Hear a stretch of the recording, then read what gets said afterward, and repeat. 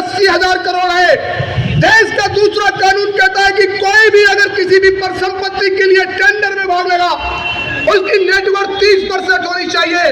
यानी कि अगर 80,000 करोड़ की परिसंपत्तियों की नेटवर्थ 30% निकाली जाएगी तो कितना हुआ? 24,000 करोड़ हुआ। और 24,000 करोड़ को अगर 5 कंपनियों में आप बांटोगे तो कितना हुआ?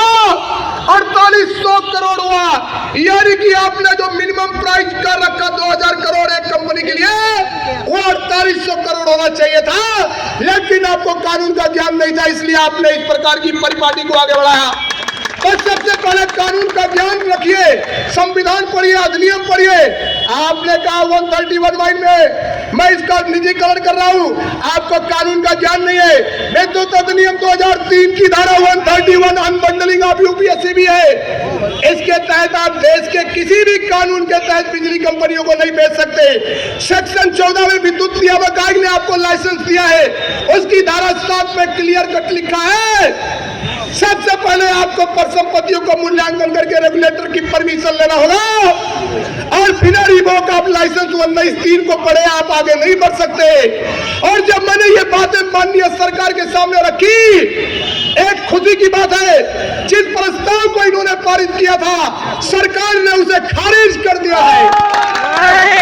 सरकार ने उसे खारिज करते हुए कहा है सबसे पहले आप कोई ऐसा कंसल्टेंट लाओ जिसको नियम और कानून का ज्ञान हो, उसके बाद उस पर पार्टी को आगे बढ़ाते हुए कार्रवाई पर विचार किया जाएगा।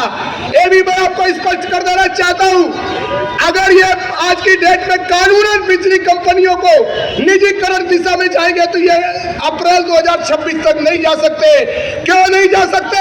क्योंकि दक्षिणांचल और पूर्वांचल का वार्षिक राजस्व आवश्यकता ARR इन्होंने विद्युत नियामक आयोग में फाइल करके कहा है कि हम व्यवसाय करेंगे। अगर आप 25-26 तक व्यवसाय करेंगे तो इसको आप बेच नहीं सकते। ये स्पष्ट कर देना चाहता हूँ, ये भी मैं आपको स्पष्ट कर देना चाहता हूँ, पावर कारपोरेशन की कोई भी लीगल एंटिटी नहीं है, वो संवैधानिक बॉडी है। पावर कारपोरेशन किसी भी डिस्कॉम को लीगली एक कार्यालय ज्ञाप भी नहीं जारी कर सकता। अगर वो कार्यालय ज्ञाप जारी कर रहा है, क्यों कर रहा है? क्योंकि आप लोग उसको कभी बताए नहीं कि कानून में क्या लिखा हुआ है। मां बिंदुवासिनी के मामले में सुप्रीम कोर्ट तक मामला गया, हाई कोर्ट ने और सुप्रीम कोर्ट ने क्या कहा? यूपीपीसीएल की कोई लीगल एंटिटी नहीं है, उसने अपनी पावर को चारों डिस्कॉम में बांट दिया है। जब आपकी पावर ही नहीं है तो आप 2 डिस्कॉम को बेच कैसे दोगे? नहीं बेच सकते आप कानूनन। देना चाहता हूं, इन्होंने कहा कि हमने एनर्जी टास्क फोर्स में ये प्रस्ताव पास कर दिया। आपको ये पता है कि पूरे प्रदेश में उपभोक्ताओं की 5,000 करोड़ की सिक्योरिटी जमा है। इन दोनों कंपनियों में 1,62 लाख कंज्यूमर है, उनकी सिक्योरिटी आज की डेट में 250 करोड़ रुपए है। और आप कंपनी की जो नेटवर्थ के लिए बात करते हैं 2,000 करोड़ कैसे कर दिया? हमारी तो सिक्योरिटी 2,500 करोड़ आपके पास जमा है और आने वाले समय में आपको कानून का ज्ञान नहीं है। भक्ता बहुत है, मैं बात लीगली आपको पता होगा, रोज आप समाचार पत्रों के माध्यम से देखते होंगे, ये कहीं भी लीगल स्टैंड नहीं कर रहे। और सरकार ने भी इनके प्रस्ताव को, वित्त विभाग ने इनके प्रस्ताव को क्यों उठा के फेंक दिया?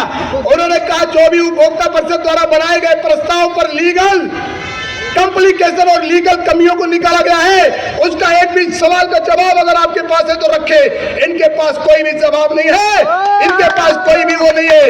इसलिए इस पूरी परिपाटी को जिस तरीके से इन्होंने चलाया, आज एक प्रस्ताव मैं आपको रखता हूं, असंवैधानिक परिपाटी के तहत कोई भी कार्रवाई मंजूर असंवैधानिक परिपाटी के तहत कोई भी कार्रवाई नहीं है। कोई भी किराएदार मकान मालिक की तरह काम नहीं करेगा। एक भी मैं आपको आखिरी में 2 बात केवल मैं रखना चाहूंगा, 2 बात केवल मैं रखना चाहूंगा। मैंने पावर कारपोरेशन के चेयरमैन से कहा, आप कहते हो कि घाटा, अभी आपने देखा होगा आजकल वो हर जगह एक चीज बोल रहे हैं कि साहब, एक नेताजी ने कहा कि 1,15,825 करोड़ रुपया उपभोक्ताओं का बकाया है, अगर उसे आप वसूल लेंगे तो आप 1 लाख करोड़ का घाटा पूरा हो जाएगा और 5,825 करोड़ के फायदे में पहुंच जाएंगे। मगर ऐसे वो बोलते हैं कि भाई अगर वसूल लेंगे। मैं पूछना चाहता हूं पावर कारपोरेशन के चेयरमैन से, आप हमें क्या बता रहे? आप भी तो यही कह रहे ना, अगर निजीकरण हो जाएगा तो लाइन लॉस इतना हो जाएगा, अगर निजीकरण हो जाएगा तो बिजली कंपनियों में फायदा हो जाएगा, अगर निजीकरण हो जाएगा ऊर्जा प्रबंधन